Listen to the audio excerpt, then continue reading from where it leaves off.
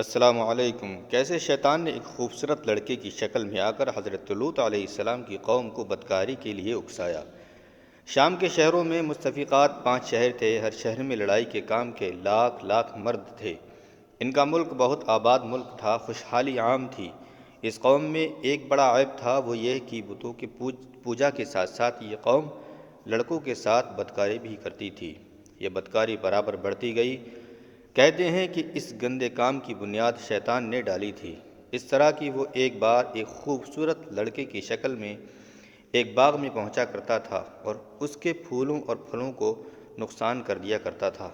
جب باغ کا مالک اس کو پکڑنے جاتا تو وہ بھاگ کر باغ سے باہر نکل جاتا، یہاں تک کہ اس کے باغ میں بہت نقصان ہونے لگا اور وہ مالک کے ہاتھ نہ آ پاتا۔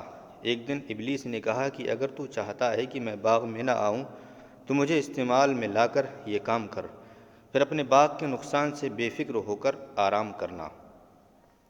باغ کے مالک نے کہا کہ بہت اچھا۔ غرض کے باغ کے مالک نے اسے استعمال کیا اور اس طرح اس بدکاری کی داغ بیل پڑی۔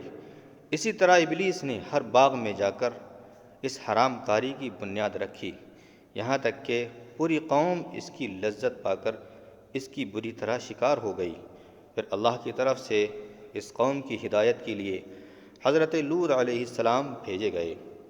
حضرت لوط اس معاملے میں جتنا ان کو سمجھاتے، ان میں اللہ کا ڈر پیدا کرنے کی کوشش کرتے، وہ لوگ اس کام کی طرف 2 قدم اور آگے بڑھ جاتے۔ ان کو حضرت لوط نے بہت سمجھایا، دھمکیاں بھی دیں، اللہ کے عذاب سے بھی ڈرایا، لیکن ان بدکاروں کے کان میں چوں بھی نہ رینگی اور بولے اگر تو سچا ہے تو ہم پر اللہ کا عذاب لا۔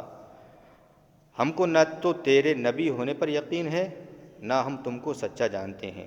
اتنا جھٹلا دینے کے بعد بھی حضرت لوط ان کو سیدھے راستے پر لانے سے باز نہ آتے تھے اور نہ ہی یہ چاہتے تھے کہ ان پر عذاب آئے اور وہ تباہ ہو جائیں، بلکہ وہ ان کا پورا خیال رکھتے تھے۔ جب ان دشمن بدکاروں نے حضرت لوط علیہ السلام کے مہمانوں کو ستایا اور ان کا آنا جانا ان کے گھر سے منع کرایا، تب انہوں نے مجبور ہو کر اللہ تعالیٰ کے دربار میں دعا کی اور ان بدکاروں کے غارت ہونے کی تمنا کی۔ تب اللہ کے حکم سے حضرت جبریل علیہ السلام فرشتوں کی فوج کے ساتھ متفقات کے شہروں پر آئے اور حسین لڑکوں کی شکل میں حضرت لوط علیہ السلام کے پاس تشریف لائے۔ حضرت لوط علیہ السلام قوم کے خلاف ان کی مہمانی میں دیر کرتے تھے اور نہایت تنگ دلی سے اور شرم سے کئی بار ان سے کہا کہ میں بھی قوم کے ہاتھوں سے مجبور ہوں اور ان کا غلط کاموں سے بہت بیزار ہوں۔ جب دیکھا کہ مہمان میرے گھر رہنا ہی چاہتے ہیں اور اشاروں میں کہنے سے بھی نہیں جاتے، تو شام کے وقت ان کو اپنے گھر میں لا کر چھپا دیا اور اپنی بیوی سے ان کی مہمانی کرنے کو کہا اور یہ بھی کہا کہ ان مہمانوں کا حال کسی سے مت کہنا اور کسی کو اس معاملے کی خبر بالکل بھی نہ ہونے پائے کہ یہ دکھنے میں کیسے ہیں اور یہاں ٹھہرے ہیں۔ بیوی تو کافرہ تھی، اس نے بہانے سے نکل کر قوم کو بتا دیا تاکہ حضرت لوط علیہ السلام کا دل پھٹ جائے۔ وہ جا کر قوم والوں سے بولی کہ تم سے ان لڑکوں کی خوبصورتی کی کیا تعریف کروں، ان کے من بھاونے اور سڈول پنے کا بیان نہیں کیا جا سکتا، معاذ اللہ۔ اتنا سنتے ہی قوم والے جو کہ بدکار لوگ تھے حضرت لوط علیہ السلام کے گھر آئے اور لڑکوں سے بدکاری کرنے کی مانگ شروع کر دی۔ حضرت لوط علیہ السلام نے نہایت عاجزی سے کہا کہ اے قوم والو، میری مانو، مجھے مہمانوں کے لیے رسوا نہ کرو۔ تم بدکاری کے بجائے قوم کی بیٹیوں سے نکاح کر اپنی خواہش کیوں نہیں پوری کرتے؟ مطلب یہ ہے کہ تم مہربانی کر کے ان مہمانوں کو نہ ستاؤ۔ ان کافروں نے کہا کہ رہنے دو اپنی نصیحت، ہمیں بیٹیاں نہیں چاہیے، ہمیں تو صرف یہ لڑکے چاہیے جو معاذ اللہ تیرے یہاں مہمان ہیں۔